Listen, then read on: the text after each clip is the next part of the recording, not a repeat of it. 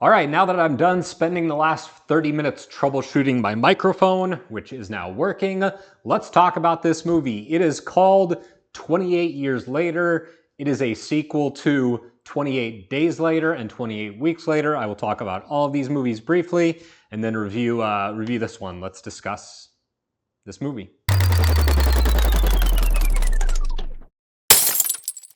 Thanks so much for checking out the video. Before we get started, click on the subscribe button, notification bell. That way you know when I post new content. You can follow me on Rumble, X, and Instagram. I'm on all of the social medias. Okay, so over the last couple months, I have been slowly but surely, at my own leisure and pleasure, reviewing these zombie movies. Obviously, 28 Days Later for its time was a bit revolutionary. Zombies, which were traditionally known for being lumbering and slow, all of a sudden there's this rage virus. Zombies are super fast. If you get their blood on you or in you within like 30 seconds to a minute, you're toast. You're now a complete monster who's just going to kill everything in your path. So new type of zombie gets introduced. The first movie is very like kind of grunge feeling, shot on handheld cameras, really herky-jerky camera movement. That's the only kind of criticism that I had of the film. Otherwise, fantastic. It really introduced us to Cillian Murphy, and I enjoyed that movie a lot. The second one, 28 Weeks Later, I thought was actually the best of these movies. I still believe that. I think that movie like really kind of threw me for a loop because I knew the first movie, I knew a little bit about it. Like it introduced the rage virus and some of the basics of the characters and who was in it. I didn't know anything about the second one. I didn't know that like Jeremy Renner is in it and Idris Elba. And it really kind of surprised me because it was very intense and way darker than I thought it would be. You had that moment in the first one where Brendan Gleeson gets the blood in his eye, dropping off a corpse, and then he turns. And it's really like this kind of escalation in the moment. And 28 Weeks Later is just like a series of nonstop escalations that are just like horrifying and incredibly sad and just a very bleak movie and makes you feel kind of hopeless the whole time. So now we get to this one. You got Aaron Taylor-Johnson, you got Ralph Fiennes, you got Jodie Comer. Basically, Aaron Taylor-Johnson is this dad. The mainland of England is completely screwed. It's like, it's infected everywhere, and animals and some people, but pretty much it's just like a complete wasteland. And there's some small islands that are nearby that like harbor people, right? So he's this dad who lives in this little enclave on this island right next to the mainland. And he's taking his son out for his first like kind of rite of passage, boy becomes a man thing where they go to the mainland and have to straight up just kill an infected, which they do. And then they come back and then the mom is really sick and then things kind of escalate from there. So this movie also is very different than the other two. Despite being a sequel that's obviously set almost 3 decades after the first two films, this movie really, interestingly enough, is kind of a smaller scale. What I liked about this movie is it really nailed the core relationship, and I'm going to get into some spoilers here, so you've been warned. Initially, you think the movie is about the relationship between the father and the son, but it's not. It's about the son and the mother. And it's really, really, really great. Jodie Comer is a great actress.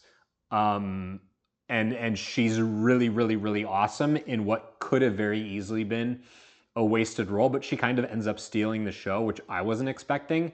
And I think she's phenomenal. I really do. I think she's a great actress. I loved her in The Last Duel, which was my favorite movie of 2021. And she's awesome here. The camera, still a little bit of that herky-jerky, a lot of cutting. Danny Boyle is back in the director's seat. And I'm reviewing this movie from a certain, like, as I saw it. And then at the end of this, I'm gonna kind of put a little asterisk on it.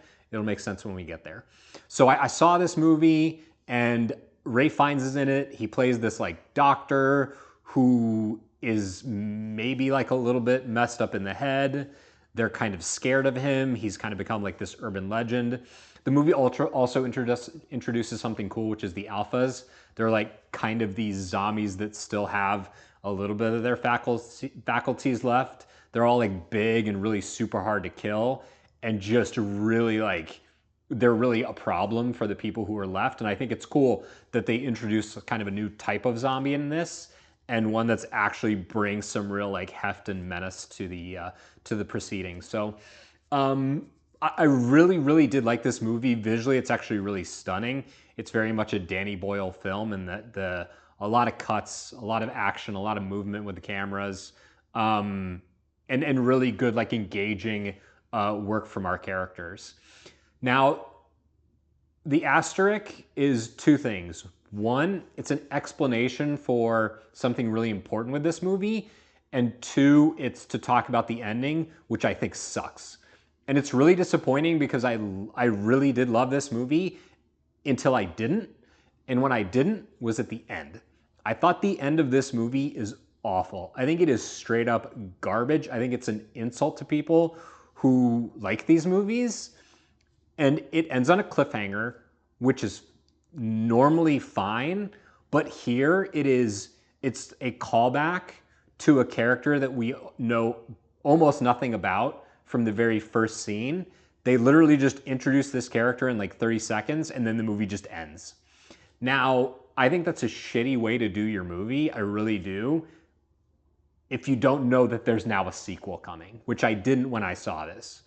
I found out like 2 days after I watched this that there's a sequel, and I was like, oh, that's really interesting. That actually makes the ending of this movie make way more sense. I also think that is a lazy nonsense way to do something like this. I think the ending of this movie is utterly ridiculous. I really do. And I'm not going to spoil it. It's just dumb, and it's not a there's nothing like cliffhangery about it. It just introduces a character and then is over. That's not really a cliffhanger. There's no like intensity. There's no looming danger.